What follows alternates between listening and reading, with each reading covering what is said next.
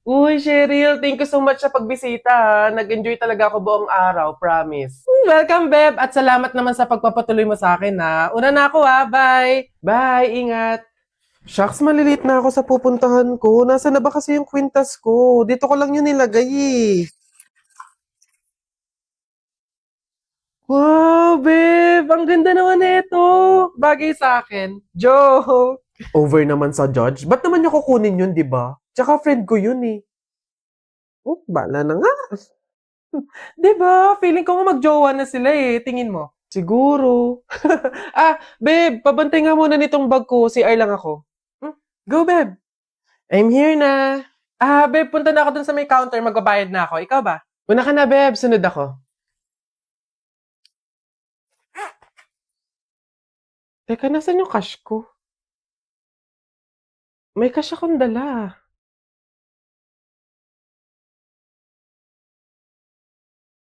Hindi kaya... Pero imposible eh. Imposible talaga. Kaibigan ko siya eh.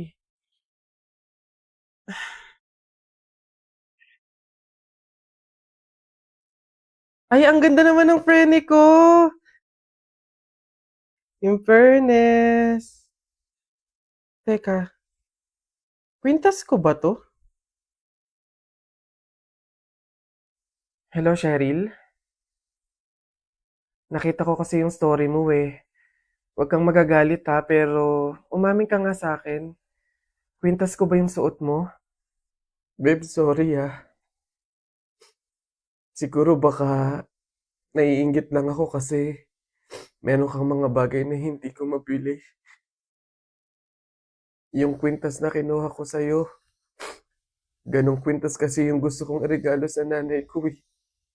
Kaso nga lang mahal, kaya hindi ko mabili.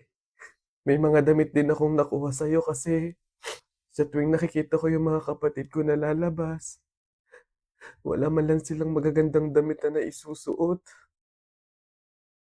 Babe, sorry ha. Kasi yung pera na nawala sa bag mo, ako din yung kumuha nun. Binili ko kasi ng gamot tsaka ng pagkain si tatay eh. Kasi noong mga panahon na yun, nasa hospital siya. Isang linggo na kasi siyang may sakit. Babe naman, sana nanghingi ka na lang or nanghiram. Babe, tutulungan naman kita hanggat sa kaya ko eh. Kasi kaibigan kita. Babe, wala talaga kung mukhang maiiharap sa'yo. At wala akong ibang masabi kundi patawad. Kasi sa kabila ng pagkakaibigan natin eh, nagawa ko pa yun sa'yo. Pero nangangako ako na kapag ako nakaluwag-luwag, maiibalik ko din lahat yun sa'yo. Alam mo, ang hirap naman talaga ilaban ng buhay tsaka ng mundo eh.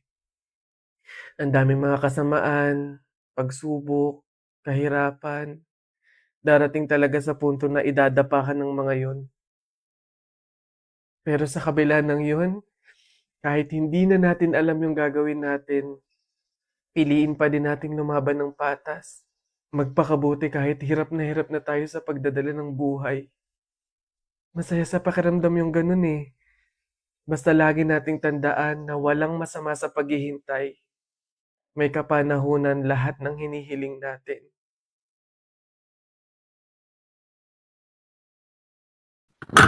Guys, may kwento ko sa inyo. Minsan lang ako magkwento dito sa TikTok, kaya makinig na kayo. Ano to, kabobohan moment kahapon. Tinry kong umorder sa isang milk tea store sa isang mall. Maganda yung milk tea store na yun. Talagang Instagrammable. Ang cute talaga, ganon. Pero bago ko umorder kasi sa mga ganong milk tea store, kinakabahan talaga ako kasi alam mo yun, parang hindi naman ako sanay sa mga ganung mga lugar magaganda, tapos parang mga pang rich kid pa yung mga nabili doon. Alam mo yun, parang ang mahal-mahal talaga niya.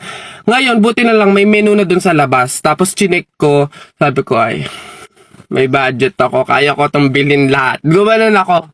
Sabi ko, di nagkaroon ako ng confidence na talagang, order ako dito. Ganon. Tapos, ayun na, order na ako. Tapos, nagbayad na ako. Sabi ko, ma'am, paano po yung pag-pick up po ng order? At hihintayin ko na po dito mismo o meron po akong lugar kung saan iintayin ko doon? Wala siya sinabi, hindi siya umibig. May binigay lang siya na bilog. As in, bilog na parang laruan, na hindi ko alam kung ano yon. Kaya sabi ko sa isip ko, hala, ano to? Ba't may ganito? Iniisip ko na lang na laruan yun na parang freebie, ganun. Kaya umupo na lang ako doon. Tapos naghihintay na ako mga 2 to 3 minutes, bigla siyang tumunog ng malakas. Tit! Ganun. Tapos sabi ko, hala, baka sumabog to. Gumano na ako. Nakakahiya. Ang dami pa man din tao na andun. Tapos sabi, hindi kaya yan tumutunog kasi pwede mo nang pick upin yung order mo. Like, alam ko na may ganong bagay. Para pwede mo nang pick upin yung order mo. Ngayon lang ako nakakita ng ganon. Tapos, number 6 po, number 6. Hindi naman ako naingli. Kasi nga wala naman, basta wala siya sinabi na kahit ano about do sa binigay niya kung ano yun. Para lang siyang talagang laruan.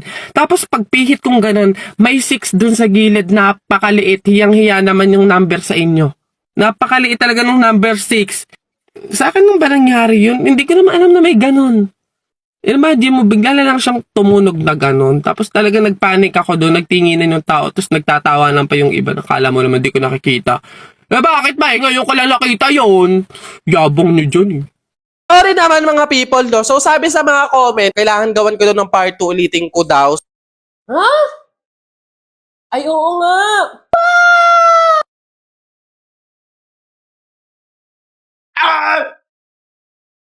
Lo, ba't kayo galito? Ba't kayo galito? Kakagising ko lang, nakita ko yung mga comment kung ano-ano sinasabi nyo, hindi porke mali ako. Panabok na lang, ano? Pag ganitong namamaga yung wisdom teeth ko, sinasabi ko sa inyo, huwag nyo talaga ako iniinis talaga. Hahambalusin talaga! OA. Mali naman talaga. Hindi ko naman alam. Wala naman nagsabi sa akin. Sana minessage nyo ako. Sinabihan nyo ako, inaway nyo ako para at least man lang alam ko kung paano yung gagawin. So, kaya naman uulitin ko ulit. Pero syempre, siguraduhin nyo na masarap pa rin to ha. Pag hindi talaga, ibablock talaga yung mga nag-comment, day. Yung sting daw mismo yung gagawing tubig nung gatas. Hindi ko titimplahin yung gatas gamit yung tubig. Yung mismong sting pala dapat. Bobo naman talaga. So, ayan, meron tayong sting ulit. Itong sting na to, yung nakaraan pa to. Yung video na nakita nyo na yon, ito pa din yon. Tapos meron tayo yellow ulit and gatas. So, try ulit natin. Mabilisan lang naman to. So, Burr Brand. Wala na, natapon-tapon na. Ang tagal naman. Sinama nyo ako. Minusgahan nyo ako. Kung ano-ano pinagkasabi nyo sa comment. 1,000 plus yun ha. Pag ito hindi pa din masarap kahit tama na yung gagawin ko, ipapakulak. O ayan na ha, hindi ko na siya lalagyan ng tubig. Hindi ko na siya titimplahan ng tubig. Yung sting mismo ang gagawing pangtimpla nito. Tignan natin. Kita nyo? Ang baboy hindi aesthetic. Nakita nyo naman yan. So, haluin natin. Hindi naman natin uubusin. Kasi pangit din naman yung lasa. Tapos, lagyan natin ng yellow. Alam nyo, feeling ko, nararamdaman ko, magiging proud kayo sa akin. Kasi parang natama ko yung pagkakamali ko. Ang gaan. Sa pakiramdam. Pag eto, hindi pa rin masarap, pahiya kayo ngayon. Moment of truth! Taste test! Di pa pala ako nakain. Nakaikamata. Wala pa palang laman yung chan ko, tapos mag-i-sting ako. At least Burr Brand. May Burr Brand. So parang tibay lakas. Let's take a sip. Ay, oo nga! Masarap! Para pa rin siyang Dutch Mill. Masarap nga. Ay, ang bobo, strawberry nga pala talaga to. Kaya pala Sa unang video sinasabi ko, para siya strawberry. Strawberry pala talaga yung sting. Hindi kasi nagbabasa, babe. Lasa siyang Dutch Mill. Alam mo yung mga frap or frappe sa coffee shop? Ganon. Nagsama-samang prutas na binlender mo. Ganon, para siyang shake. Tama kayo! Sarap! Masarap.